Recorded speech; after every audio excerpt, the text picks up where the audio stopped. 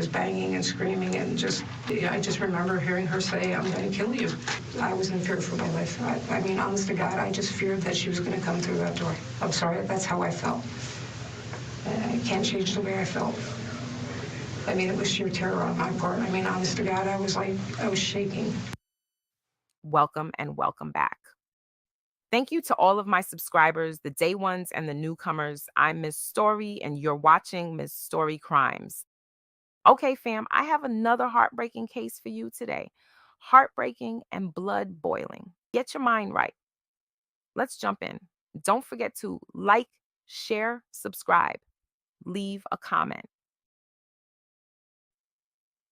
In the quiet suburbs of Ocala, Florida, a long, festering neighborhood dispute erupted into a shocking act of violence that captivated the nation and reignited discussions about race, gun laws, and the concept of stand your ground. Tensions had been brewing for years between two unlikely adversaries, Susan Lorincz and AJ Owens, two neighbors whose paths crossed in a tragic event, leaving 4 kids without their mom. What started as minor disagreements would eventually escalate into a shocking act of violence that would leave a community reeling and a family shattered.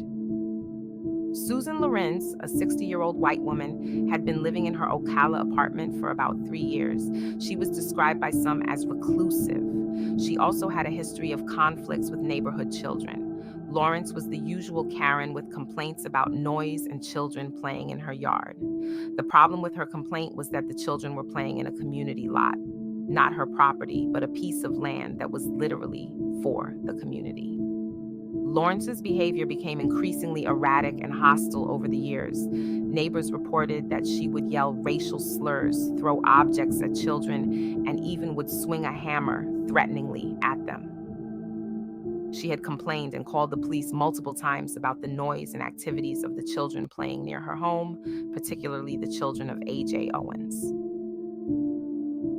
This led to an escalating series of confrontations. The situation was becoming untenable, with the Owens family and other neighbors feeling unsafe in their own homes.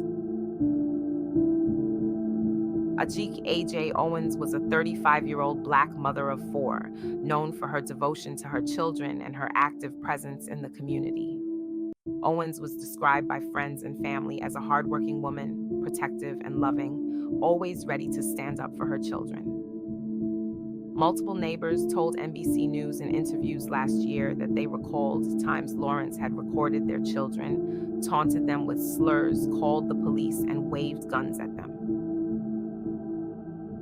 Phyllis Wills lived in the neighborhood for 15 years and described Lorincz as having a problem with children being children. She noted that many of the neighbors had issues with Lorincz.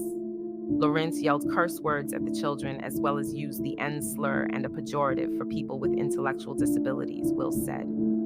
She's gotten into her truck and blasted the radio as loud as she could to agitate the kids, Wills said. She's gotten into her truck and laid on the horn for long periods of time to agitate them as well. For nearly 2 years, Susan Lorincz had been complaining about the children in her neighborhood. She particularly took issue with the Owens family's children, who she claimed were too loud and often trespassed on her property. Despite living in the same area for over a decade, Lorinc's relationship with her neighbors had deteriorated significantly. The last confrontation. On the evening of June 2nd, 2023, the long-standing tension between Lorincz and the neighborhood children reached a boiling point. Lorincz, claiming she had a headache, became agitated by the noise of the neighborhood children playing outside. Instead of reminding herself that they were just children playing like any reasonable adult would, Lorincz decided to take matters into her own hands in the worst way possible. In a moment of frustration, Lorincz allegedly threw a pair of roller skates and an umbrella at the children, hitting one of Owens's kids. The children also complained that Lorincz had taken their tablet. When they pleaded with her to return their property, she shouted at the children to tell their mother to come get it back. When Ajik learned of this incident, she went to confront Lorincz. What happened next would shock the entire community. Owens, unarmed, approached Lorinc's door and began knocking forcefully. Owens shouted at Lorincz to come to the door and return her children's tablet. Lorincz called 911. Oh my God, this lady just tried to break down my door. I shot through the door. Oh my God. Okay, repeat that address for me to make sure I have it correct.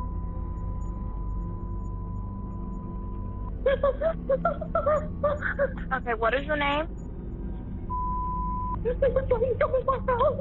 Okay, what's going? Take a deep breath for me. Calm down.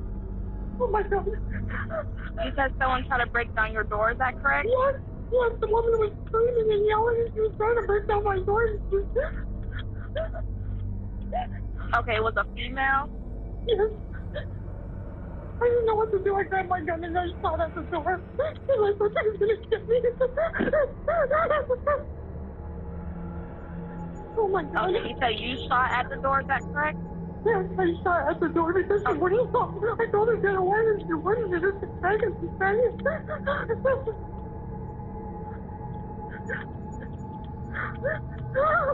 Okay, where's your gun now? It's in my bedroom. I didn't know what to do. I was panicking.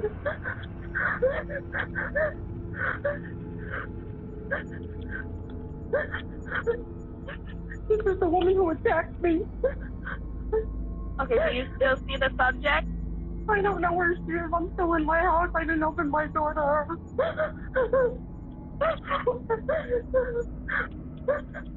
Is it just only you in the home? Yes, it's just me. Okay, I just need you to lock all your doors and windows, okay? I have.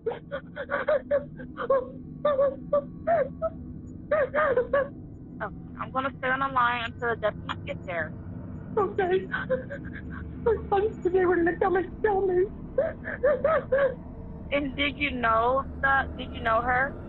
Yes, she's come after me several times because of her children. Her children keep trespassing over here. They're bothering me and bothering me. They won't stop. Is she a neighbor? Yes.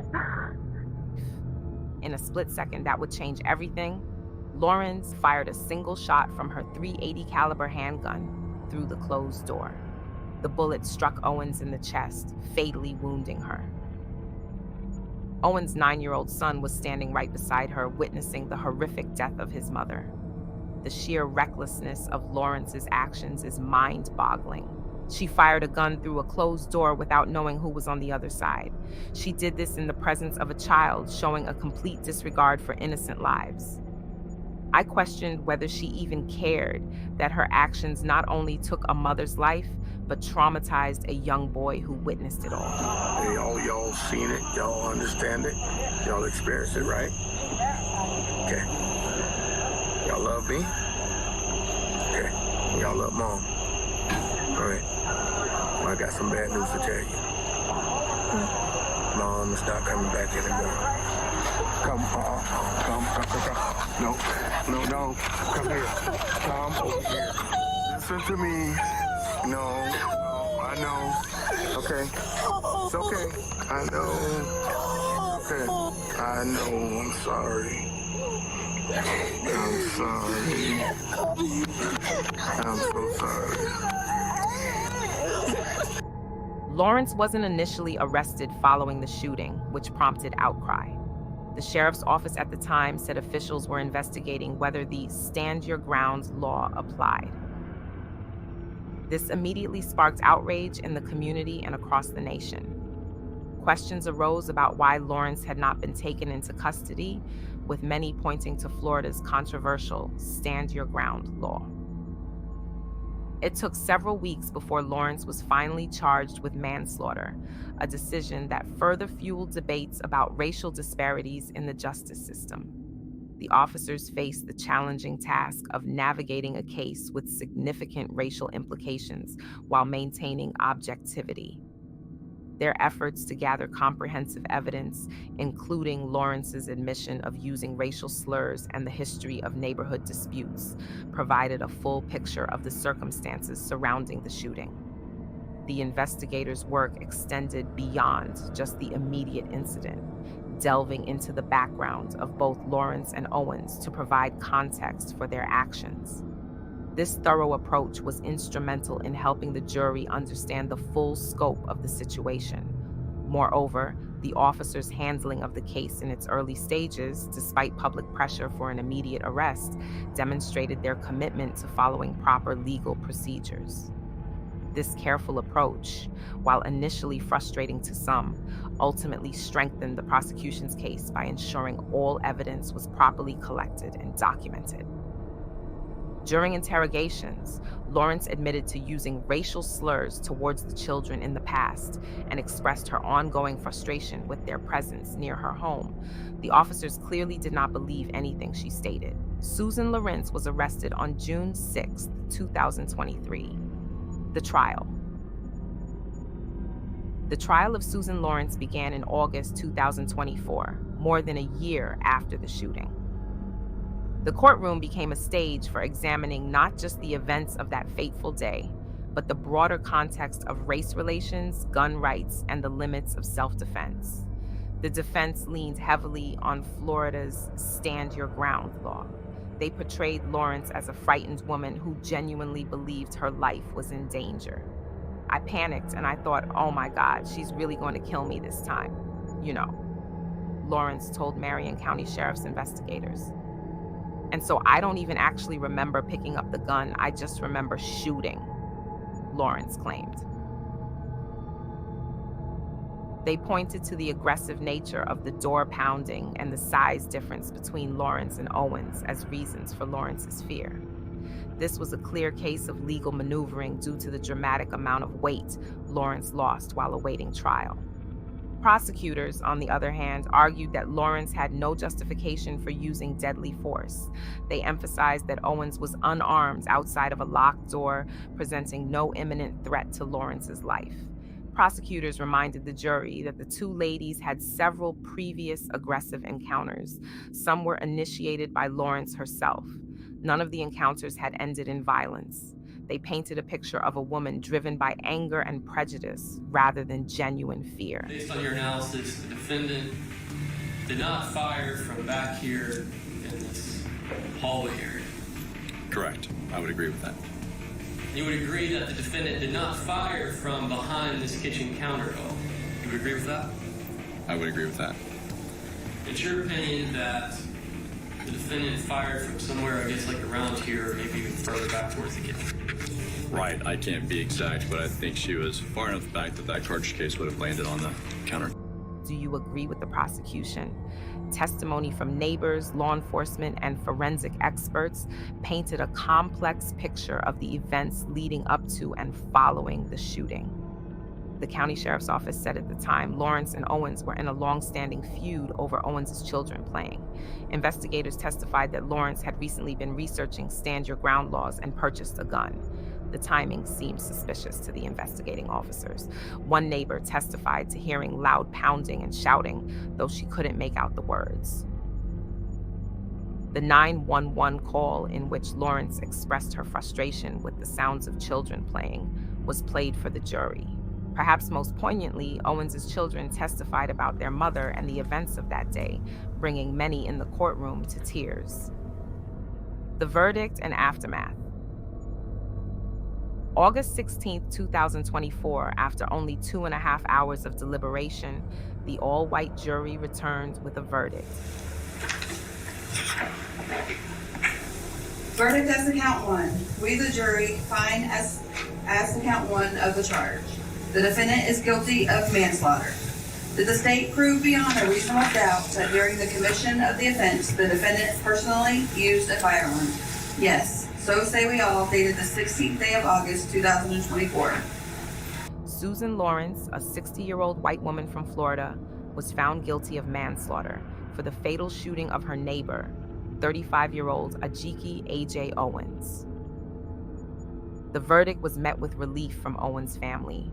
A family member yelled out, "Oh God, thank you, Jesus," after Lorincz was convicted and taken into custody. Ajiki's mother, Pamela Diaz, at a post-trial press conference with attorney Anthony D. Thomas, said that it has been a long journey to get to this day, to get to this verdict, adding that she has found some peace with the verdict and feels some justice has been achieved. Say a few words. Good afternoon.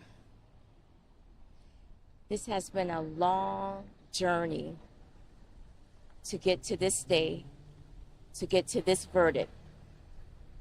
I am very pleased with the jury, the prosecution,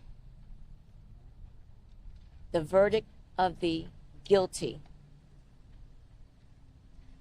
I find some peace with that verdict. I'd like to thank all of the friends, family, media, community, the nation who stood beside us and walked this journey with us.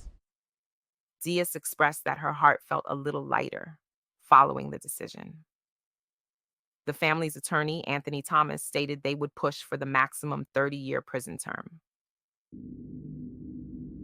Circuit Judge Robert W. Hodges has not yet set a sentencing date, but has ordered a background report on Lorincz. This case has reignited debates about Florida's Stand Your Ground law and its application. Civil rights activists, including prominent attorney Ben Crump, have used this case to highlight what they see as the law's potential for abuse and its disproportionate impact on people of color. Reality check. The heartbreaking death of AJ Owens really drives home how dangerous it can be when biases go unchecked and guns are too easy to get. For lawmakers, it's a big wake-up call to rethink and maybe even change the Stand Your Ground laws so that they can't be used to justify pointless violence. For the rest of us, AJ's story is a push to face our own prejudices and build more inclusive communities. It's a clear reminder that minor arguments can turn deadly when fear and bias take over. Susan Lorincz is in a place where she'll have plenty of time to reflect on the irreparable harm she's caused to the Owens family and her community. She is currently spending her days in a small cell in the Florida Department of Corrections. Thanks for watching. I'll catch you next time.